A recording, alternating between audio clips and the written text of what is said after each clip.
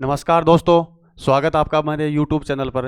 मैं विजेंद्र और आज आपको पढ़ाऊंगा साइंस। जी हाँ दोस्तों, देखो साइंस के अंदर आज हम ऐसे टॉपिक के बारे में डिस्कस करेंगे जो हर एक वनडे कॉम्पिटिटिव जो एग्ज़ाम है उसके अंदर काफ़ी इंपॉर्टेंट साबित होने वाला है। ठीक है फ्रेंड्स, तो देखो वो टॉपिक है आपका मात्रक एवं मापन। मात्रक एवं मापन।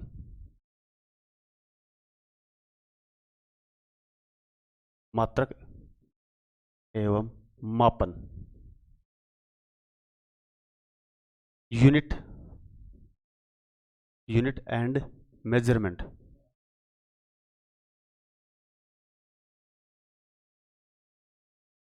मेजरमेंट। ठीक है। देखो हर एक वनडे कॉम्पिटिटिव जो एग्जाम है उसके अंदर ये जो है ना, इसमें से एक दो क्वेश्चन तो आता ही आता है आपका। ठीक है, तो उसके अनुसार कि आपका एग्जाम के अंदर क्वेश्चन टच हो जाए वहां तक का लेवल अपन इसके अंदर पहुंचने वाले हैं। ठीक है, उस लेवल तक है। तो देखो वीडियो में आगे बढ़ने से पहले मैं आपको एक बात बोलना चाहूंगा, अगर अभी तक आपने हमारे चैनल को सब्सक्राइब नहीं किया है तो चैनल को सब्सक्राइब कर लीजिए और पास में जो बेल आइकन है उस बेल आइकन को भी प्रेस कर दीजिए ताकि हर एक लेटेस्ट वीडियो की जो अपडेट है वो आपको मिलती रही। देखो ये जो क्लास है ये आपकी नेवी एयरफोर्स है, एनडीए है और एसएससी रेलवे वाले जो जितने भी एस्पिरेंट्स हैं उनको टारगेट करते हुए होगी। ठीक है, तो जो भी आप इसके अलावा जो स्टेट की जो एग्ज़ाम है उनको अगर तैयारी कर रहे हो तो उनके लिए भी काफ़ी इंपॉर्टेंट होने वाली है। तो वीडियो में अंत तक आपको ज़रूर बने रहना है। ठीक है, देखो ये जो टॉपिक है वो अपना किसका है, ये है फिजिक्स का हिस्सा है। तो देखो फिजिक्स के बारे में अपन दो चार बातें डिस्कस कर लेते हैं। ठीक है, सबसे पहले अपन फिजिक्स के बारे में डिस्कस कर लेते हैं।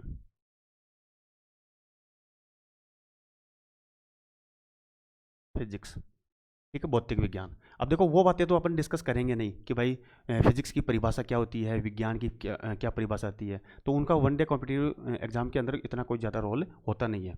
तो डायरेक्ट जो क्वेश्चन आते हैं उनके बारे में अपन अध्ययन करेंगे। तो देखो पूरी जो फिजिक्स है इस पूरी फिजिक्स को मैं दो भागों में डिवाइड कर लेता हूँ। एक तो है आपकी एंशियंट फिजिक्स। Ancient physics. और एक है आपकी मॉडर्न फिजिक्स।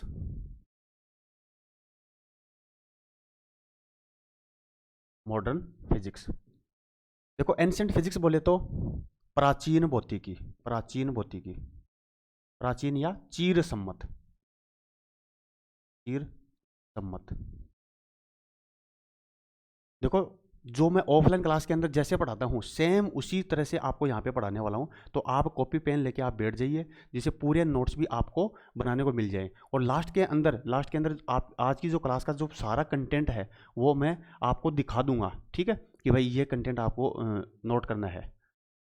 एंशियंट फिजिक्स बोले तो प्राचीन या चीर सम्मत भौतिकी। मॉडर्न फिजिक्स बोले तो आधुनिक भौतिकी। आधुनिक भौतिकी।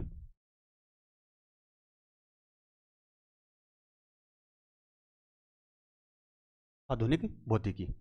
अब देखो कि अगर मैं बात करूं पूरी जो फिजिक्स है यानी कि पूरी जो फिजिक्स है उसके या तो मैं बोल दूं जनक,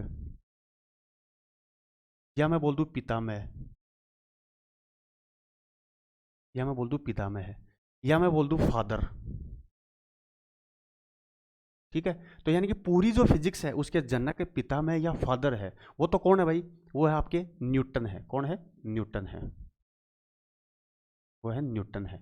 ठीक है, अब ऐसे ही मैं पूरी अगर इसी बात को स्पेसिफाई कर देता हूं कि प्राचीन जो भौतिकी है, प्राचीन भौतिकी या चीर सम्मत जो भौतिकी है यानी कि एंशियंट जो फिजिक्स है उसके जो जनक फादर या पितामह है वो कौन है, तो वो कौन है भाई, वो भी आपके न्यूटन ही है। वो भी आपके न्यूटन ही है। इसके बाद में जैसे मैं बात कर लेता हूँ आधुनिक जो भौतिकी है, अगर आपसे एग्जामिनर ये पूछ ले कि आधुनिक फिजिक्स यानी कि मॉडर्न जो फिजिक्स है उसके जनक फादर या पितामह है वो कौन है, तो वो कौन है भाई, वो है आपके आइंस्टीन है। आइंस्टीन। ठीक है, आइंस्टीन। और आइंस्टीन ने एक सिद्धांत दिया था, आइंस्टीन ने एक सिद्धांत दिया था भाई, ई बराबर एम सी स्क्वायर। ई बराबर एम सी स्क्वायर इन्होंने सिद्धांत दिया था। इनके बारे में डिटेल से अपन आगे भी पढ़ेंगे। ठीक है, आगे भी इसके बारे में पढ़ेंगे जहाँ पे टॉपिक आएगा। इसके बाद में जैसे मैं बात कर लेता हूँ जो प्राचीन जो भौतिकी है इसके अंदर अपन कहाँ तक की बातें अपन डिस्कस करते हैं। ठीक है, तो देखो सन 1900 से पहले की जो फिजिक्स है, सन 1900 से पहले की जो फिजिक्स है, 1900 से पूर्व की भौतिकी, सन 1900 से पूर्व की जो भौतिकी है उसका पूरा का पूरा अध्ययन अपन किस में करते हैं, प्राचीन या एंशियंट फिजिक्स के अंदर करते हैं। और सन 1900 से बाद, सन 1900 से बाद, 1900 से बाद। तो सन 1900 से बाद की जो भौतिकी है उसका अध्ययन अपन किस में करते हैं, वो अपन आधुनिक फिजिक्स के अंदर करते हैं। ठीक है, अब देखो इस मॉडर्न फिजिक्स का उद्भव है वो मैक्स प्लांक के क्वांटम सिद्धांत के बाद में हुआ था। मैक्स प्लांक के क्वांटम सिद्धांत, मैक्स प्लांक के क्वांटम सिद्धांत।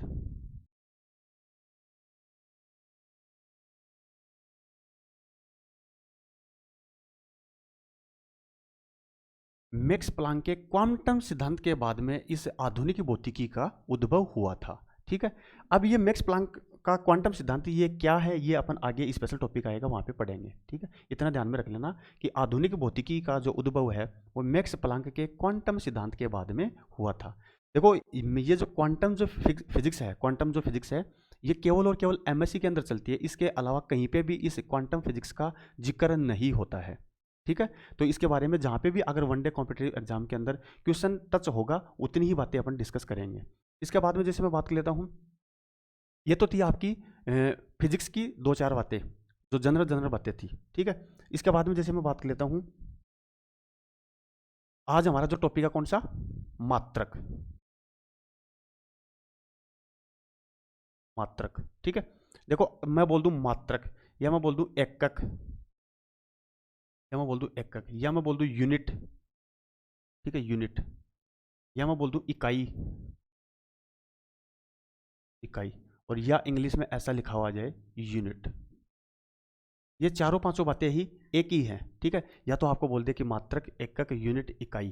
ठीक है, ये चारों की चारों बातें हैं वो एक ही है, कई बार एग्जामिनर अलग अलग नामों से इस बात को पूछता है। ठीक है, तो देखो ये चीज़ पढ़ने से पहले यहाँ पे एक चीज़ आती है, एक चीज़ आती है आपकी भौतिक राशि। ठीक है, एक शब्द आता है भौतिक राशि।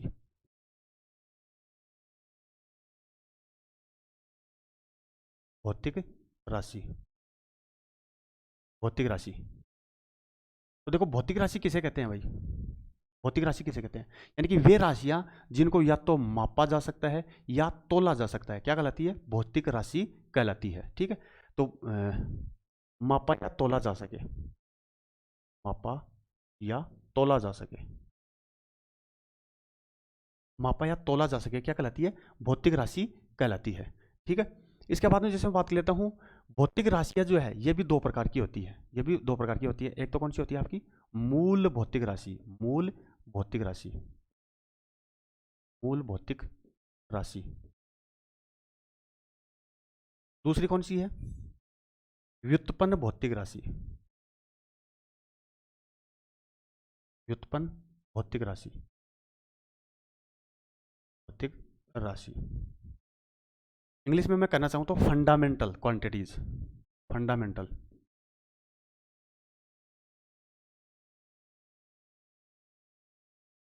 फंडामेंटल। ठीक है, और व्युत्पन्न को बोले तो डिराइव्ड,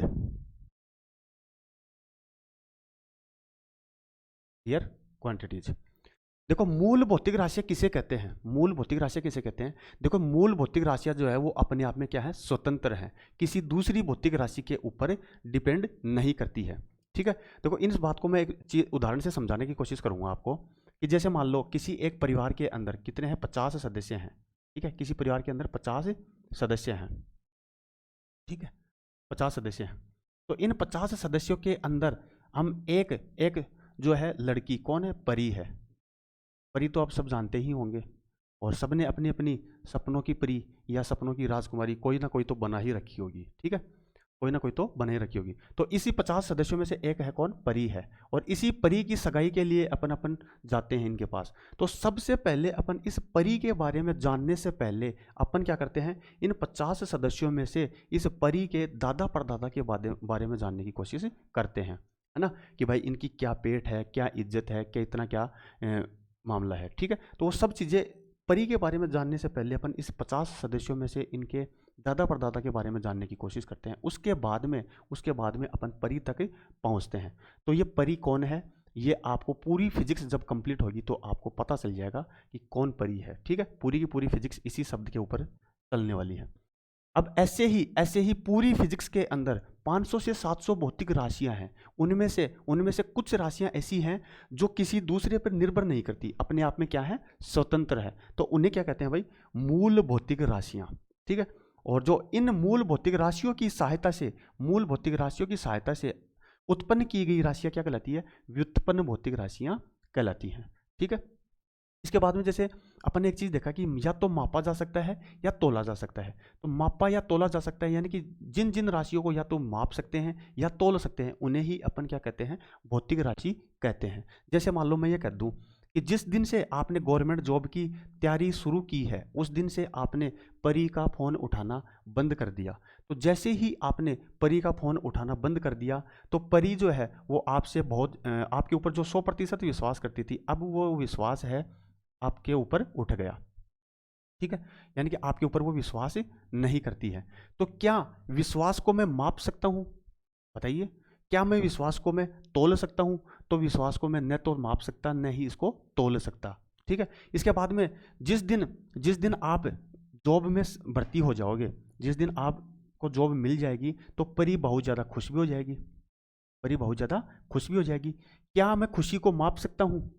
ठीक है। क्या मैं खुशी को तोल सकता हूं? बस परी जरूर खुशी को तोल सकती है, खुशी को माप सकती है, लेकिन फिजिक्स जो है वो खुशी को न तो माप सकती है न तोल सकती है। ठीक है। इसके बाद में जैसे बात कर लेता हूं, जैसे मान लो परी का रुमाल है, परी का एक रुमाल है, सबने देखा होगा या काम में भी लिया होगा। ठीक है। ऐसा ऐसा होता है परी का रुमाल। जिसने काम में लिया है वो कमेंट करके जरूर बताइएगा कि क्या ये सही है क्या या गलत है। ठीक है। ऐसा ऐसा परी का क्या है, रुमाल है। ये परी का रुमाल है। ठीक है। ये परी का रुमाल है। अब मैं ये कह दूं परी के रुमाल की लंबाई जो है वो कितनी है, वो है 8 सेंटीमीटर है। वो कितनी है भाई, 8 सेंटीमीटर है। ठीक है।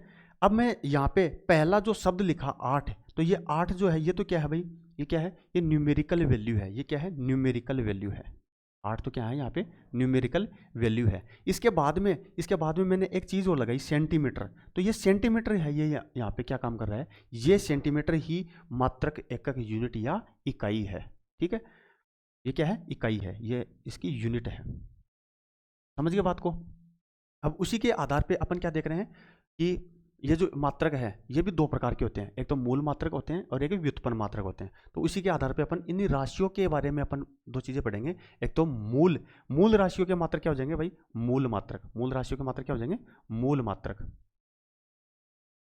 ठीक है। और व्युत्पन्न राशियों के मात्रक व्युत्पन्न मात्रक हो जाएंगे,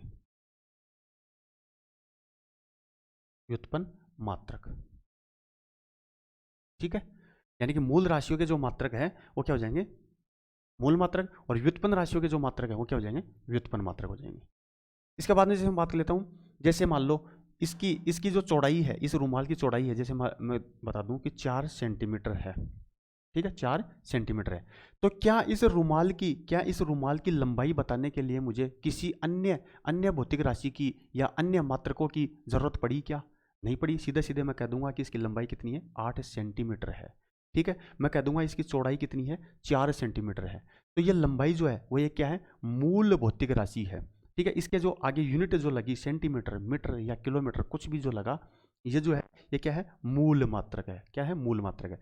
अब जैसे ही मैं ये कह दूं इस रुमाल का जो क्षेत्रफल है, इस रुमाल का जो एरिया है वो कितना है, ठीक है, इसका कितना एरिया है, तो इसका एरिया बताने के लिए आपको दो चीज़ों की ज़रूरत पड़ेगी। एक तो आपको लंबाई की ज़रूरत पड़ेगी और एक आपको इसकी चौड़ाई की ज़रूरत पड़ेगी। तो इन दो चीज़ों की ज़रूरत पड़ेगी, उसके बाद में ही आप इस रुमाल का क्षेत्रफल बता सकते हो। ठीक है, तभी आप इसका क्षेत्रफल बता सकते हो। तो यहाँ से मैं कह सकता हूँ कि एरिया जो है ना, एरिया ये कैसा है, ये क्या है, यानी कि क्षेत्रफल कैसा है, ये व्युत्पन्न राशि है। ठीक है, कैसी राशि है, व्युत्पन्न राशि। और इसी क्षेत्रफल का मात्रक जो है अपन लास्ट में क्या लगाएंगे, सेंटीमीटर। सेंटीमीटर लेके चलेंगे तो सेंटीमीटर स्क्वायर, अगर मीटर मीटर लेके चलेंगे तो मीटर स्क्वायर। तो क्या आ जाएगा भाई, अगर मैं इसका वो निकालूं तो कितना हो जाएगा, 32 सेंटीमीटर स्क्वायर। ठीक है। तो ये लास्ट में जो सेंटीमीटर स्क्वायर जो हमने लगाया, ये क्या है भाई, व्युत्पन्न मात्रक है। ये क्या है, व्युत्पन्न मात्रक है। और 32 जो है वो यहाँ पे क्या है, न्यूमेरिकल वैल्यू है। समझ गए बात। ये तो थी अपनी राशियों की बातें, यानी कि भौतिक राशि किसे कहते हैं। उसके बाद में हमने देखा कि राशियाँ कितने प्रकार की होती है, मूल भौतिक राशि होती है और एक व्युत्पन्न भौतिक राशि होती है।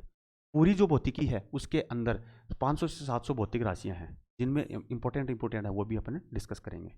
ठीक है, इसके बाद में मैं नेक्स्ट स्लाइड के ऊपर लेके चलता हूँ।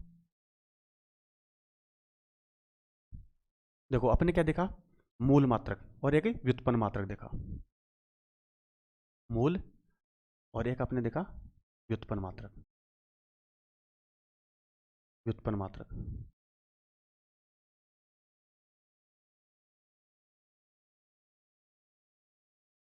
ठीक है, ये तो पता ही है कि व्युत्पन्न मात्रक जो मूल मात्रकों की सहायता से व्युत्पन्न किए जाते हैं। अब मूल मात्रक जो है इन्हें ही अपन क्या कहते हैं भाई, इन्हें ही अपन क्या कहते हैं, इन्हें अपन कहते हैं अंतर्राष्ट्रीय मात्रक। क्या कहते हैं, अंतर्राष्ट्रीय मात्रक, अंतर्राष्ट्रीय मात्रक कहते हैं। ठीक है, और इन्हीं अंतर्राष्ट्रीय मात्रकों को, इन्हीं अंतर्राष्ट्रीय मात्रकों को अंतर्राष्ट्रीय मापतोल जो समिति है उसने कब अपनाया था, 1960 के अंदर अपनाया था। ठीक है, इन्हें 1960 के अंदर, इन्हें अंतर्राष्ट्रीय मापतोल समिति है वो 1960 में अपनाई थी, 1960 में अपनाया गया था।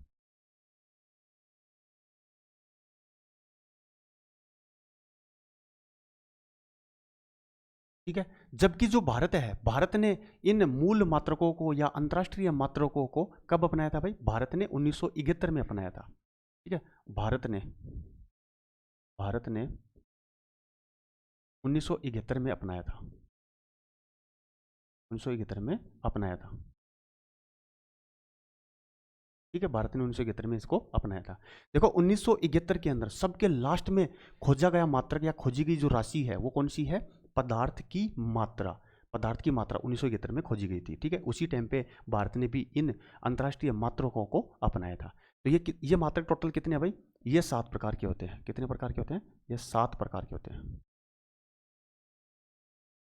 7 प्रकार के होते हैं।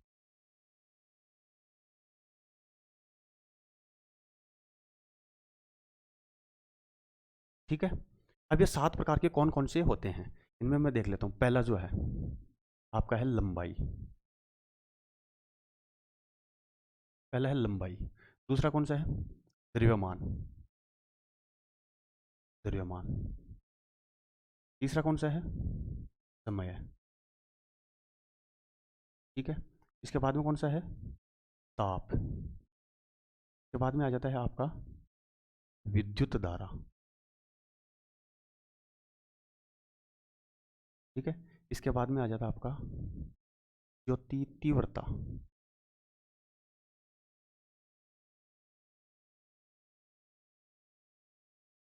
इसके बाद में आ जाता है आपका जो सबके लास्ट में 1971 के अंदर अपनाया गया था या खोजा गया था, वो कौन सा है, पदार्थ की मात्रा।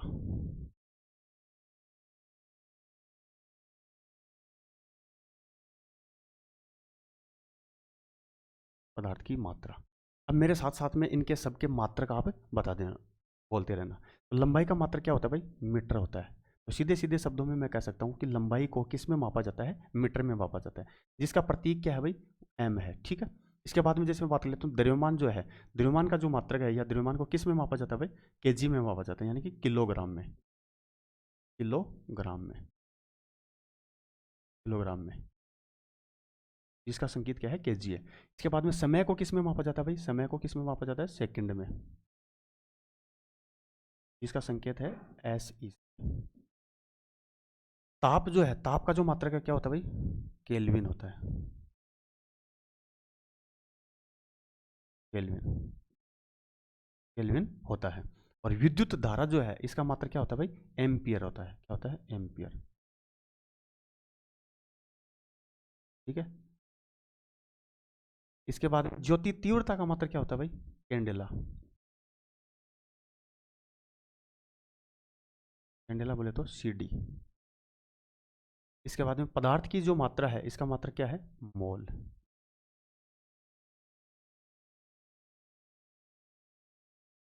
ये 7 मात्रक है जो अंतर्राष्ट्रीय मात्रक माने जाते हैं या मूल मात्रक माने जाते हैं। तो सबके सब मेरे साथ साथ में इनको बोलना कि लंबाई का मात्रक मीटर, द्रव्यमान का मात्रक किलोग्राम, समय का मात्रक सेकंड, ताप का मात्रक केल्विन, विद्युत धारा का मात्रक एम्पियर, ज्योति तीव्रता का मात्रक कैंडेला, पदार्थ की मात्रा का मात्रक मोल। ये आपको याद रख लेना जो इंपॉर्टेंट भी है। ठीक है। अब देखो ये 7 जो मात्रक हैं वो तो कंपटीशन एग्जाम में बैठने वाला हर एक बच्चा याद करके चला जाता है, लेकिन हाल ही में जो एसएससी की रेलवे की जो एग्जाम हुई थी उसके अंदर 2-3 मात्रक ऐसे हैं जो लेटेस्ट पूछे थे जो इससे अलग हैं, जो हर एक बच्चे को याद नहीं होते हैं, तो वो भी मैं आपको बता देता हूँ, आपको याद रख लेना है। एक तो आता है आपका ज्योति तीव्रता का मात्रक, ज्योति तीव्रता का मात्रक। एक आ जाता है आपका ज्योति फ्लक्स का मात्रक, ज्योति फ्लक्स का मात्रक, फ्लक्स का मात्रक। एक आ जाता है ओनली ज्योति का मात्रक, ओनली ज्योति का मात्रक। क्या आपको पता था पहले इन सब के मात्रक जो है ये तो हर एक बच्चा याद कर लेता है और एग्जामिनर भी इनमें से क्वेश्चन नहीं पूछता है, तो ये जो है वो आपको इंपॉर्टेंट मात्रक है जो आपको याद रख लेना है। तो देखो ज्योति तीव्रता का मात्रक क्या होता है भाई, कैंडेला होता है। क्या होता है? कैंडेला होता है। इसके बाद में ज्योति फ्लक्स का मात्रक है, ज्योति फ्लक्स का मात्रक क्या होता है भाई, ज्योति फ्लक्स का मात्रक होता है ल्यूमेन। ठीक है, ल्यूमेन, ल्यूमेन। इसके बाद में बात करता हूँ ओनली ज्योति का मात्रक, तो ओनली ज्योति का मात्रक क्या होता है, लक्स होता है, होता है लक्स होता है। ओनली ज्योति का मात्रक क्या होता है, लक्स होता है। ठीक है, जो ये तीनों के तीनों मात्रक जो वो हाल ही में एग्जाम के अंदर पूछे गए हैं, जो इंपॉर्टेंट है आपको याद रख लेने हैं। ठीक, इसके बाद में जैसे मैं बात कर लेता हूँ, एक बार मेरे साथ साथ में सबके सब आप बोल देना, जहाँ भी बैठे हो जैसी भी स्थिति में बैठे हो सबके सब एक साथ मेरे साथ में बोलेंगे। ज्योति तीव्रता का मात्रक कैंडेला, ज्योति फ्लक्स का मात्रक ल्यूमेन, ज्योति का मात्रक लक्स। एक बार और बोल दो, हाँ भाई तू भी बोल बोल बोल। ज्योति तीव्रता का मात्रक, ज्योति फ्लक्स का मात्रक, ज्योति किस से नाती है। ठीक है, हाँ बोल बोल, शाबाश। ठीक है, इसके बाद में नेक्स्ट में बात कर लेता हूँ। एक आती है, देखो इन भौतिक राशियों को व्यक्त करने के लिए कुछ पद्धतियां आती हैं। ठीक है, देखो इन पद्धतियों के अंदर है कुछ भी नहीं है, नामों के आधार पर ही ये पद्धतियां चलती है और इसमें कुछ है नहीं, लेकिन ये पद्धतियां आपको नॉलेज में होनी जरूरी है कि भाई इनका डायरेक्ट क्वेश्चन तो नहीं आता, लेकिन इनका यूज कैसे होता है वो भी आपको जानना जरूरी है। ठीक है, यहाँ पे देखो एक चीज आएगी विमा, विमा। देखो विमा जो है, इस विमा से क्वेश्चन है वो नेवी एयरफोर्स एनडीए सीडीएस जो एग्जाम है उनके अंदर तो पूछता है। ठीक है, और इसके अलावा जो जनरल कंपटीशन है उसके अंदर विमा के ऊपर क्वेश्चन नहीं आता है, तो विमा के ऊपर मैं स्पेशल सेशन लेके जब आपको 15-20 एग्जाम्पल सॉरी सूत्र याद हो जाएंगे कि भाई किस इसका मात्रक क्या होता है, इसका मात्रक क्या होता है, उसके बाद में एक दिन अपन विमा के ऊपर सेशन रख लेंगे। ठीक है, इसके बाद में जैसे आज अपन बात कर लेते हैं जो मैंने अभी आपको बताया, पद्धतियां, प्रमुख पद्धतियां, प्रमुख पद्धतियां।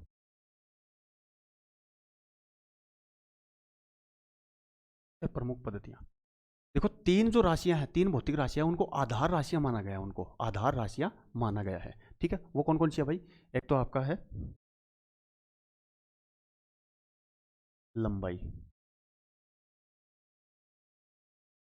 एक आ जाता है आपका द्रव्यमान, और एक आ जाता है आपका समय,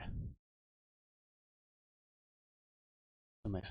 ठीक है, देखो पहली जो पद्धति आती है, वो पहली पद्धति आती है वो कौन सी आती है, एम के एस पद्धति। इनको कैपिटल लेटर में लिखना आपको, एम के एस पद्धति। ठीक है, तो एम के एस पद्धति, देखो इनको याद कैसे रखना है कि एम के एस पद्धति में लंबाई को किस में मापा जाता है, एम के एस पद्धति में लंबाई को किस में मापा जाता है, वो किस में मापा जाता है भाई, मीटर में मापा जाता है। किस में, मीटर में मापा जाता है।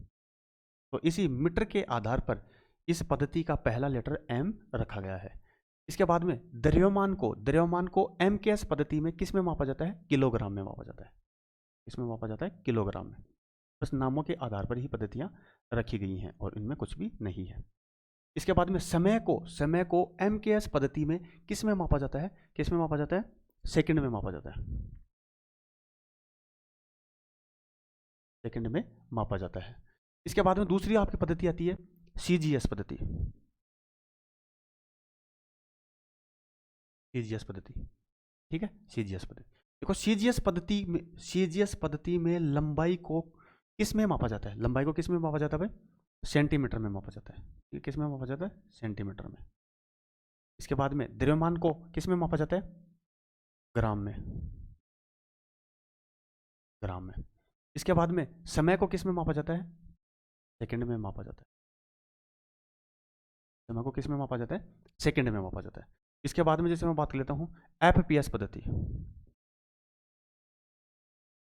एफपीएस पद्धति, ठीक है, नंबर 3 जो पद्धति है एफपीएस पद्धति। तो एफपीएस पद्धति में लंबाई को किस में मापा जाता है भाई? फुट में मापा जाता है। किस में मापा जाता है? फुट में मापा जाता है, ठीक है। इसके बाद में जैसे बात करें द्रव्यमान को किस में मापा जाता है? पाउंड में मापा जाता है, पाउंड में मापा जाता है। इसके बाद में समय को किस में मापा जाता है? सेकंड में मापा जाता है। समय को किस में मापा जाता है? सेकंड में मापा जाता है, ठीक है। देखो ये एफपीएस जो पद्धति है इसको ब्रिटिश पद्धति भी बोला जाता है। इसे क्या बोला जाता है? ब्रिटिश पद्धति भी बोला जाता है, ठीक है। ये है, ये 3 पद्धतियां हैं। इन तीनों पद्धतियों के अंदर कोई खास क्वेश्चन नहीं बनता है, लेकिन इनका नॉलेज होना जरूरी है। जब अपन विमा पढ़ेंगे कि भाई एमकेएस पद्धति में ये क्या हो जाएगी, कोई चीज़ ऐसी आ जाएगी जैसे बल का मात्रक न्यूटन होता है, न्यूटन होता है वो किस में होता है? एमकेएस पद्धति में होता है। एमकेएस पद्धति का आगे विस्तृत रूप आएगा आपका एसआई पद्धति यानी सिस्टम इंटरनेशनल यानी अंतर्राष्ट्रीय पद्धति, ठीक है। उसमें क्या न्यूटन आ जाता है। उसके बाद में सीजीएस पद्धति में डाइन आ जाता है। तो ऐसे करके ये उनके मात्रक जो हो कन्वर्ट होते हैं। इसके आधार पर बस उतना ही नॉलेज आपको ध्यान में रखना है, इससे ज़्यादा इसके अंदर कुछ भी ध्यान में नहीं रखना। देखो अब तीनों पद्धतियों से आपको एक चीज़ नज़र आ रही होगी कि एकमात्र ऐसी भौतिक राशि है जिसका तीनों पद्धतियों में मात्रक है वो समान होता है। तो वो कौन सी है भाई? समय है, ठीक है। तो देख सकते हो आप समय का मात्रक जो है वो तीनों पद्धतियों के अंदर समान होता है, सेकंड, ठीक है। यह पद्धतियाँ। इसके बाद में जैसे मैं बात कर लेता हूँ ये जो है ना एमकेएस पद्धति है, यहीं पे बता देता हूँ आपको। एमकेएस पद्धति, इसी का जो विस्तृत रूप है वो कौन सी है भाई? एसआई पद्धति। और एसआई बोले तो सिस्टम इंटरनेशनल, ठीक है, सिस्टम इंटरनेशनल, इंटरनेशनल,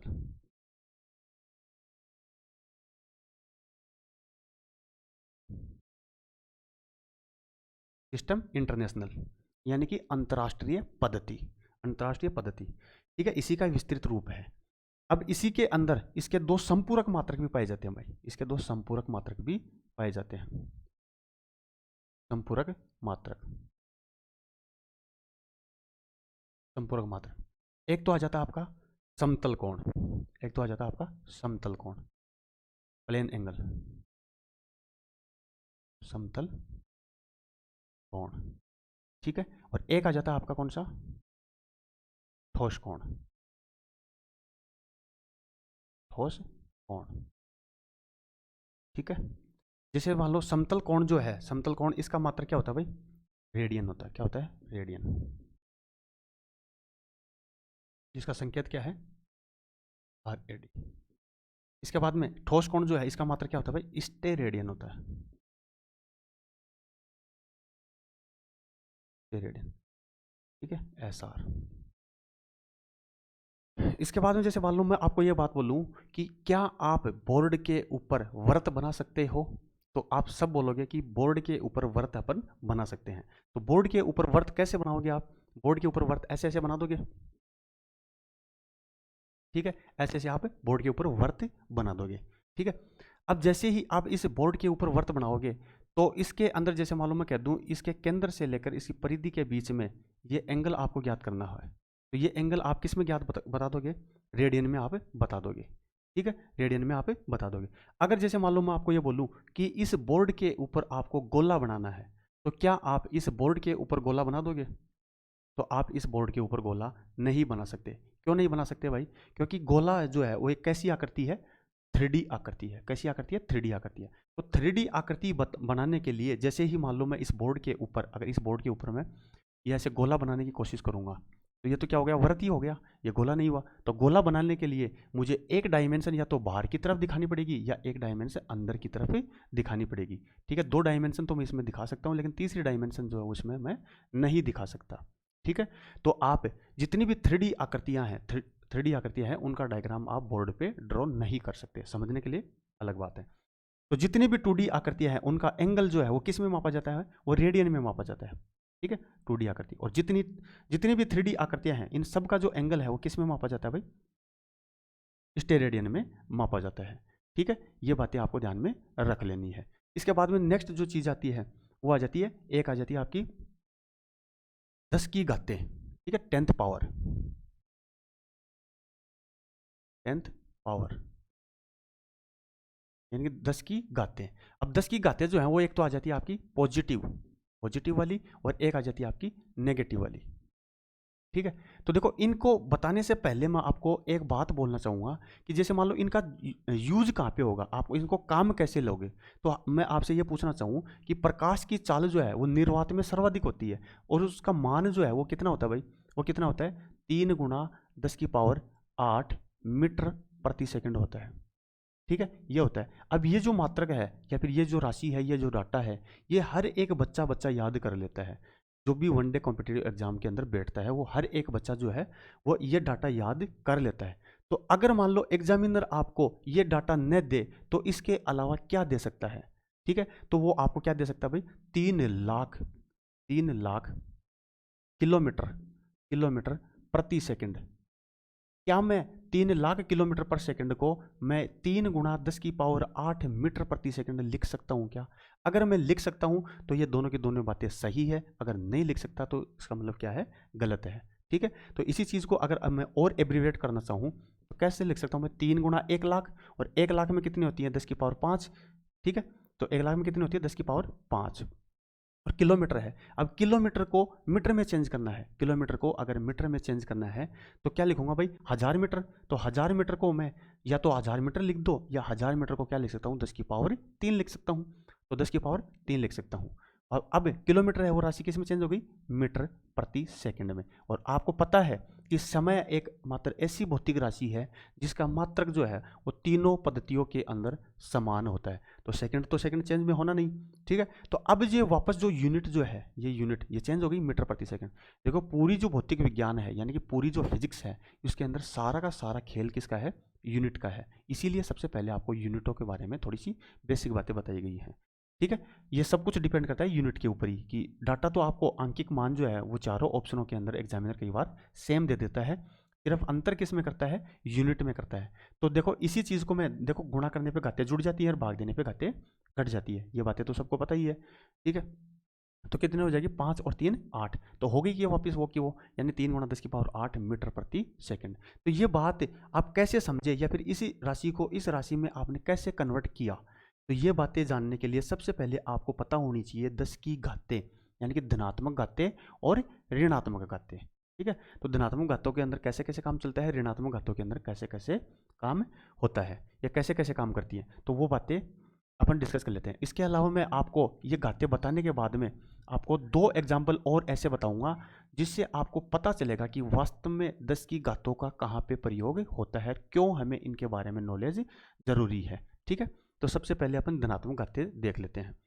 तो देखो, धनात्मक घातों के लिए मैं आपको एक ट्रिक बता देता हूँ, धनात्मक घातों को याद करने के लिए एक ट्रिक बता देता हूँ। जैसे मान लो, सब जैसे मैंने क्लास शुरू करने से पहले आपको एक बात बोली थी कि परी जो है ना, इस परी के ऊपर ही अपन पूरी की पूरी फिजिक्स पढ़ेंगे, ठीक है। तो ये कौन है, आपकी परी है, ये आपकी परी है, मान के चलना, कौन है, परी है, ठीक है। अब ये जो है, ये परी जो है वो कहाँ पे पढ़ती है, एक कॉलेज में पढ़ती है, ठीक है, ऐसे करके इसका परी का कॉलेज है, ठीक है, ये परी का कॉलेज है। इस परी का कॉलेज है, फिर इस कॉलेज के पास में, इस कॉलेज के पास में एक सड़क जा रही है, और इस सड़क का नाम क्या है, इस सड़क का नाम क्या है, जीटी रोड है, क्या नाम है, जीटी रोड है, जीटी रोड, ठीक है।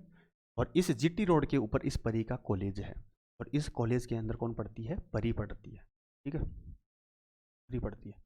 तो एक दिन इस परी के साथ में ऐसी ऐसी कोई बात हो गई, जो मैं इस ट्रिक के ऊपर क्लास के अंदर बहुत बड़ी लंबी चौड़ी कहानी सुनाता हूँ, वो कहानी तो आपको नहीं सुनाऊंगा, लेकिन एक छोटी सी निमोनिक्स समझ लो जिससे आपको ये याद हो जाएंगी, कभी भी आप नहीं भूलोगे। तो इसके ऊपर एक दिन इस परी के साथ में किसी ने ऐसी ऐसी बात कर दी, कैसी कैसी, ऐसी ऐसी बात कर दी। तो फिर ये सीधी सीधी फोन लगाती है, किसको, किसको लगाती है, परा को, ठीक है, किसको लगाएगी, परा को। तो जैसे ही इसने परा को फोन लगाया तो परा ने पूछा कि कैसी कैसी बात है, तो ये बोलती है ऐसी ऐसी बात है, तो ऐसी ऐसी बात है। तो फिर ये क्या करती है कि यह परा जो है, ये परा है, फोन लगाता है वहाँ पे, ठीक है, फ़ोन लगा के, और फ़ोन लगा के पूरा का पूरा इसका मामला यानी इसकी पूरी की पूरी समस्या है वो फ़ोन के ऊपर ही फिनिश कर देता है। और फिनिश करने के बाद में ये रिटर्न कॉल करता है किसको, परी को, और वापस परी को फ़ोन करके ये बोलता है देख मैंने तेरी प्रॉब्लम है वो फ़ोन के ऊपर ही फिनिश कर दी, है ना। तो फिर ये माहौल इसके सामने सेट करता है, और माहौल सेट होने के बाद में यह परी को यह साबित कर देता है कि मैं इस पूरी जीटी रोड का डॉन हूँ, इस पूरी जीटी रोड का क्या हूँ, डॉन हूँ। तो यहाँ से आपको सिर्फ और सिर्फ एक लाइन याद रख लेनी है, कौन सी, तो मैं यहाँ पे लिख देता हूँ, ठीक है। तो देखो डन, डन तो आप समझते हो, यानी डन यानी जो काम हो चुका है। डन है कि मैं, मेरे साथ साथ में लर्न प्रोनाउंसिएशन आपको करते रहना है, जी टी रोड पर डॉन हूँ, रोड पर डॉन हूँ, ठीक है। ये लाइन जो है वो आप 2 बार 3 बार सुबह शाम बोल देना, रिवाइज कर देना, याद हो जाएगी पूरी, ठीक है, ये चीज़ है। तो देखो इसका एब्रीवेशन जो है यानी कि इसके इन जो राशियां हैं इनका क्या क्या स्टैंड है। तो देखो डन का मतलब डेक्का, डन का मतलब डेक्का, हैक का मतलब हेक्टा, हैक का मतलब हेक्टा, ई का मतलब किलो, ई का मतलब किलो, मे का मतलब मेगा। देखो एक बात समझो, जैसे आप कभी भी दुकान पे जाते हो, कभी भी आप दुकान पे जाते हो, तो दुकान वाले को आप ये बोलते हो कि 3 किलो चीनी दे दीजिए, तो 3 किलो चीनी दे दीजिए, तो एक जो दुकानदार है वो आपको वास्तव में क्या देता है, 3000 ग्राम चीनी देता है ना, 3000। तो कहने का मतलब सीधा सीधा यहाँ पे किलो जो शब्द आया, तो इस किलो शब्द के अंदर कितने 10 की घातें आएंगी, ये दैनिक जीवन में कैसे कैसे काम करते हैं वो भी मैं आपको बताऊंगा। और जी का मतलब गीगा, का मतलब गीगा, टी का मतलब टेरा, ठीक है। और रोड यहाँ पे क्या है, साइलेंट है, और डॉन भी यहाँ पे क्या है, साइलेंट है। और पे का मतलब क्या हो जाएगा, पेटा, पे का मतलब क्या हो जाएगा, पेटा, ठीक है। ये लाइन आपको याद रख लेनी है। इसके बाद में जैसे मैं बात कर लेता हूँ, इसके बाद में जैसे मैं बात कर लेता हूँ, डेका के अंदर कितनी होती है, 10 की पावर, 10 की पावर होती है 1। हेक्टा में 10 की पावर कितनी होती है, 10 की पावर 2। किलो में कितनी होती है, 10 की पावर 3। तो 10 की पावर 3 को मैं क्या लिख सकता हूँ भाई, 1000, है ना, 1000। मैं कह दूँ मैं 3 किलोमीटर पैदल चला, तो 3 किलोमीटर पैदल चला, ठीक है, 3 किलोमीटर, ठीक है, किलोमीटर पैदल चला। तो यहाँ पे शब्द आया किलो, शब्द आया कौन सा, किलो। तो इस किलो का मतलब सीधा सीधा मैं क्या लिख सकता हूँ, 10 की पावर 3। तो इसी राशि को मैं क्या लिख सकता हूँ भाई, 3 गुणा 10 की पावर 3। अब किलो तो हट गया, अब सीधा सीधा मीटर। अब इसी चीज़ को मैं आगे क्या लिख सकता हूँ भाई, 3000 मीटर। तो ऐसे ही न्यूमेरिकलों के अंदर ये चीज़ें काम आएंगी, ठीक है। तो किलो को मैं क्या लिख सकता हूँ, 10 की पावर 3। अब मेगा का मतलब क्या होगा, अब देखो 3 की मल्टीपल में आप चलते रहना, ठीक है। तो 10 की पावर 6 हो जाएंगी। इसके बाद में गीगा में 10 की पावर 9 हो जाएंगी। इसके बाद में जैसे मैं बात कर लेता हूँ टेरा, टेरा में कितनी होती है, 10 की पावर 12 होती है। और पेटा में कितनी होती है, 10 की पावर 15 होती है, ठीक है, 10 की पावर 15 होती है। समझ गए बात को, ठीक है। इससे आगे की आपके जनरल कंपटीशन के अंदर नहीं आती, पूछता है, ठीक है, इससे आगे भी चलती है लेकिन वो नहीं पूछता। इसके बाद में ऐसे ही मैं आपको एक एक लाइन और याद करवा देता हूँ, ठीक है, एक लाइन और आपको याद करवा देता हूँ। ये धनात्मक वाली आती होगी, अब अपन बात कर लेते हैं ऋणात्मक, ऋणात्मक वाली,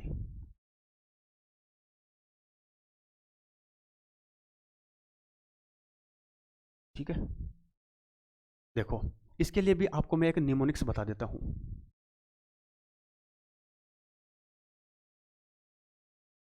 5 मिनट और, तो जैसे ही मैंने आपको धनात्मक घाते बताई है, ऐसे ही मैं आपको ऋणात्मक घाते और बता देता हूँ। तो ऋणात्मक जो घाते हैं इसके लिए भी आपको एक लाइन याद रख लेना कि भाई एक परी जो है, परी के परिवार में कितने सदस्य हैं, परी के परिवार में कितने सदस्य हैं, परी के परिवार में सदस्य हैं 4। परी, परी का भाई और दो इसके मम्मी पापा। और एक दिन परी के पापा जो है, वो परी के पापा है, वो परी के लिए 5 आम लेके आता है, 5 आम, ठीक है, 5 आम लेके आता है।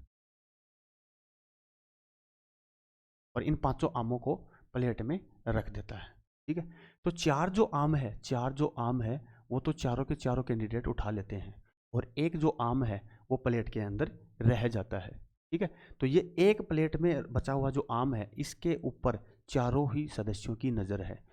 परी तो ये सोचती है कि मेरा भाई मेरे से पहले ये आम न उठा ले। परी की मम्मी ये सोचती है मेरे से पहले परी के पापा ये आम न उठा ले। और हर एक घर में ऐसी सिचुएशन क्रिएट होती है, बोलो होती है ना। तो ऐसी ही सिचुएशन क्रिएट होती है और इसी सिचुएशन के अंदर सब के सब इस एक आम को उठाने की सोचते रहते हैं। लेकिन ये आम न तो परी उठा पाती है, न परी का भाई उठा पाता है, न उसके पापा उठाते हैं। और तेज कौन पड़ती है तेज? परी की मम्मी। तो सबसे पहले इस मम्मी ने इस आम को इससे पापा से छीन लिया, झपट लिया, छीन लिया या झपट लिया। ठीक है, तो यहाँ से एक लाइन निकल के आ जाती है कि डैडी से, ठीक है, डैडी से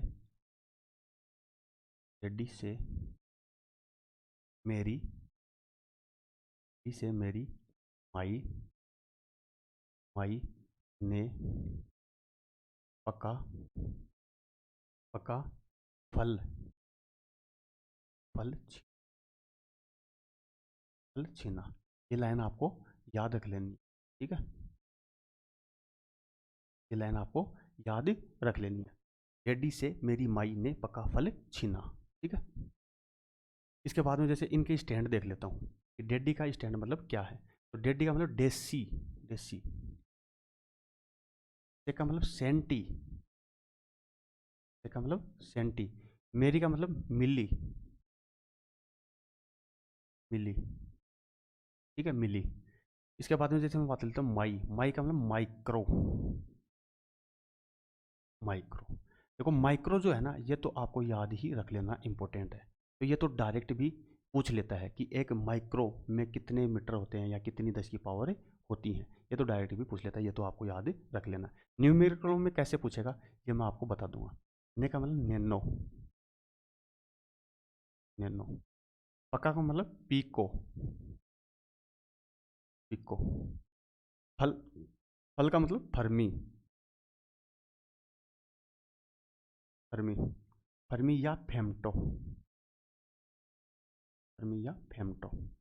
फर्मी या फेमटो, ठीक है, ये है। अब देख लेते हैं इनमें कितनी कितनी 10 की पावर होती है। देखो डेसी में कितनी होती है 10 की पावर -1। अब देखो इसमें कितनी थी, प्लस में थी, इसमें किस में आ जाएगी, माइनस में आ जाएगी, 10 की पावर -1। सेंटी में कितनी होती हो जाएगी 10 की पावर -2। इसके बाद मिली में कितनी हो जाएगी 10 की पावर -3 हो जाएगी। इसके बाद में वापस सेम धनात्मक घातों की तरह वापस 3 का मल्टीपल चलता रहेगा। ठीक है, माइक्रो में कितनी होती है 10 की पावर -6 होती है। ठीक है, और नैनो में कितनी होती है 10 की पावर -9 होती है। ठीक है, इसके बाद में जैसे हम बात लेंगे पक्का में कितनी होती है 10 की पावर -12 होती है। ठीक है, फर्मी या फेमटो में 10 की पावर कितनी होती है भाई, 10 की पावर -15 होती है, 10 की पावर -15 होती है। ठीक है, ये याद आपको रख लेना है। ठीक है, इसके बाद में देखो दो डाटा और आते हैं। एक तो आ जाता है नाभिक की त्रिज्या या व्यास, ठीक है, या एक आ जाता है परमाणु की त्रिज्या या व्यास या आकार। तो नाभिक की जो है त्रिज्या या व्यास जो है परमाणु जो है वो किस में मापा जाता है, फर्मी में मापा जाता है। और एक फर्मी में जो आपको पता ही है कि एक फर्मी में कितने होते हैं 10 की पावर -15 मीटर होते हैं। इसके बाद में जैसे एक राशि आती है एक एंगस्ट्रॉम। ठीक है, तो एक एंगस्ट्रॉम में कितने मीटर होते हैं भाई, एक एंगस्ट्रॉम में होते हैं 10 की पावर -10। ये भी आपको याद रख लेना है इसके अलावा। ठीक है, ये है। अब सारे के सारे ये धनात्मक वाली और ऋणात्मक वाली घातें आप मेरे साथ में एक बार बोलोगे। ठीक है, बोलो। डन है कि मैं चिट्टी रोड पर डॉन हूँ, सबके सब बोलो। अब मैं बोलूँगा आपको ये गाते आपको बतानी है। एका में 10 की पावर, हेक्टा में 10 की पावर, किलो में 10 की पावर, मेगा में 10 की पावर, गीगा में 10 की पावर, टेरा में 10 की पावर। हाँ, सबको बोलना है, आप जैसी भी स्थिति में बैठे हो बोलना है, आपको प्रोनाउंसिएशन करता रहना। पेटा में 10 की पावर, ठीक है। ऐसे ही आप एक बार ये लाइन और बोल दिए। टेडी से मेरी माई ने पका फल छीना। ठीक है, अब इनके स्टैंड देख लेते हैं। सबको एक साथ बोलना है, जहाँ भी बैठे हो प्रोनाउंसिएशन करते रहना है। देखो डेसी में 10 की पावर, हाँ, सेंटी में 10 की पावर, शाबाश, मिली में 10 की पावर, आवास माइक्रो में 10⁻⁻⁶, ये तो सबको याद ही रख लेना। नैनो में 10 की पावर, हाँ, पिको में 10 की पावर आवास, फर्मी में 10 की पावर -15। ठीक है, ये धनात्मक और ऋणात्मक घातें हो गई जो मैंने आपको एक निमोनिक्स के माध्यम से याद करवाने की कोशिश की है।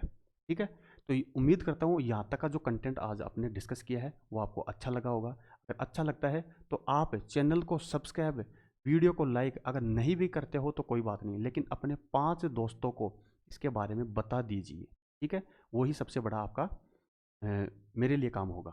ठीक है, और अब मैं आपको पूरे नोट्स आपको दिखा देता हूँ जिसे आप नोट कर लेना, आप अपने क्लास नोट्स की तरह बना सकते हो।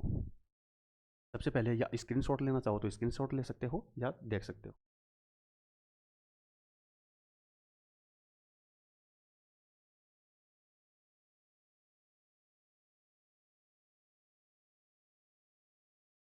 ठीक है।